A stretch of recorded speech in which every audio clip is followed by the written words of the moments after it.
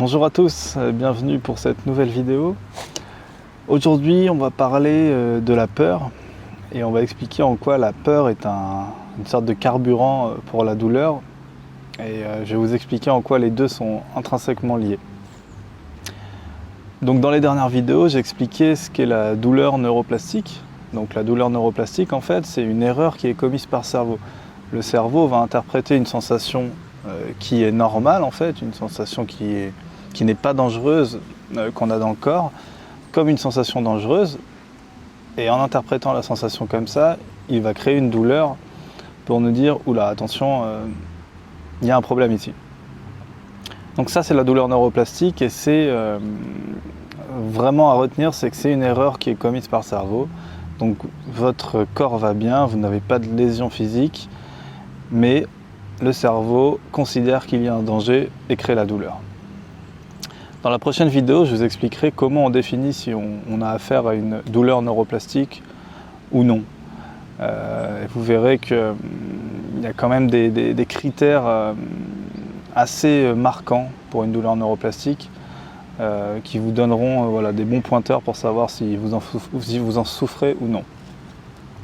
Donc aujourd'hui, on va parler donc de peur. La peur c'est quoi? La peur c'est simplement une émotion qui nous permet en quelque sorte de prendre les bonnes décisions, on va dire, quand on est en danger. Donc si on se retrouve dans la savane face à 3 lions, c'est un exemple un peu bateau, hein, mais qu'est-ce qui va se passer? Eh bien, le cerveau va percevoir un danger et on va avoir une peur qui va être associée à ça. Et à ce moment-là, qu'est-ce qui se passe? Notre cerveau, il va se mettre en état de vigilance intense.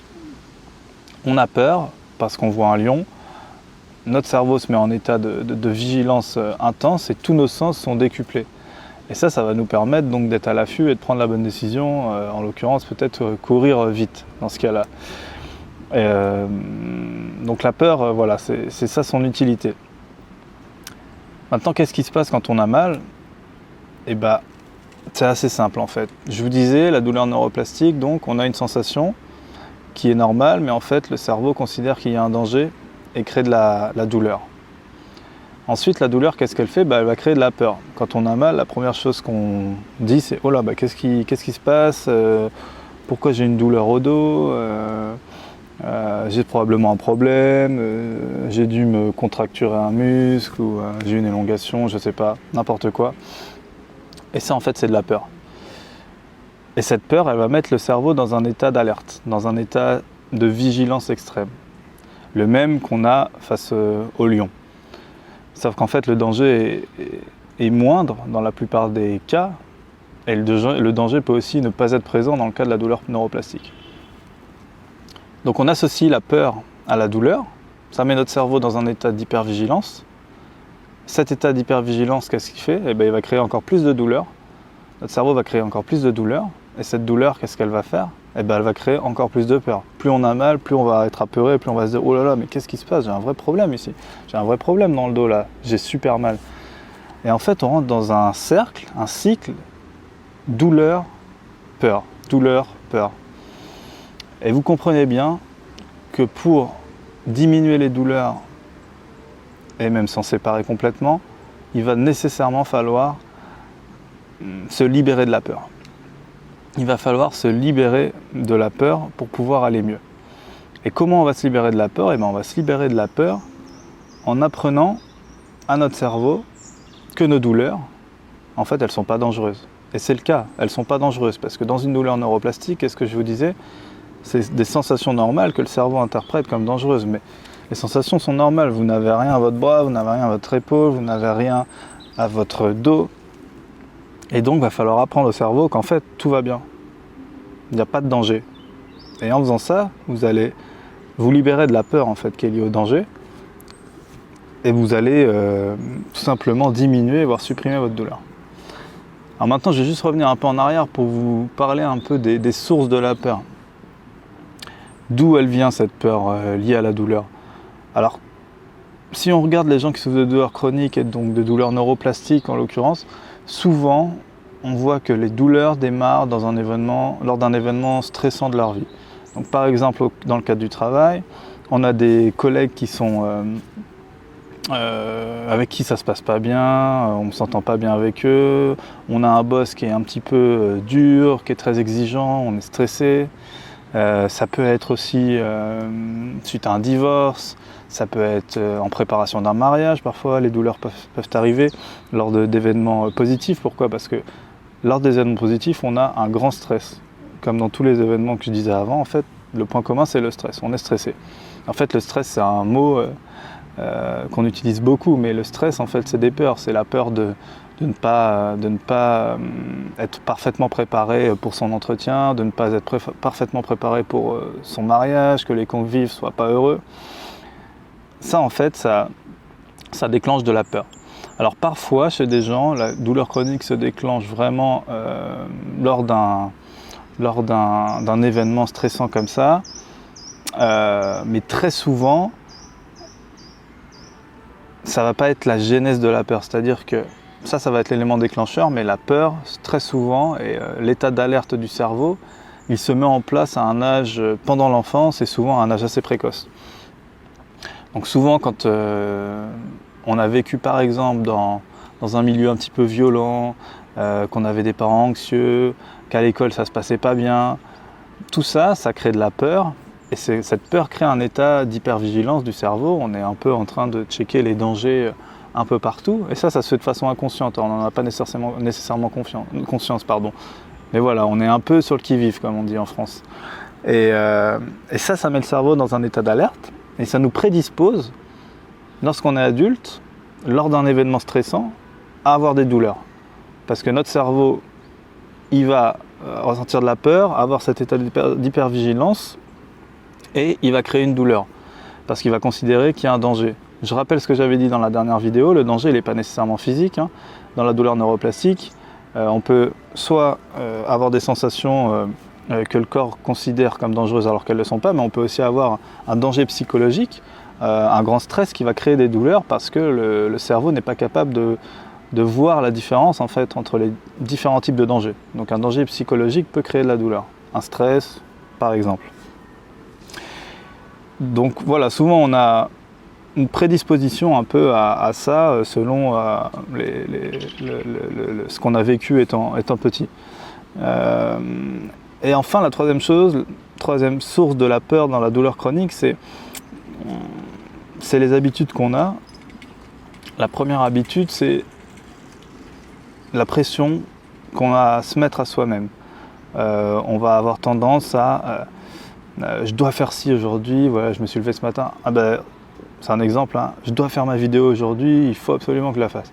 On se met la pression et en faisant ça, qu'est-ce qu'on dit à notre cerveau? Oh là là, attention, danger, et ça augmente l'état de vigilance, l'état de haute alerte du cerveau. Il y a aussi le fait de s'inquiéter. Est-ce que, donc là on n'est plus sur il faut que, mais sur est-ce que je vais arriver à l'heure?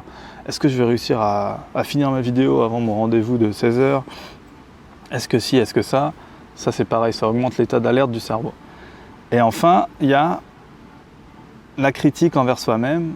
Quand on est critique envers soi-même, voilà, j'ai pas fait ça bien, ma vidéo elle est pas terrible, j'ai pas assez souri, j'ai pas été assez précis. Toutes ces choses-là, ça va, encore une fois, augmenter l'état d'alerte du cerveau. Donc ça c'est pour les sources de la peur dans la douleur chronique.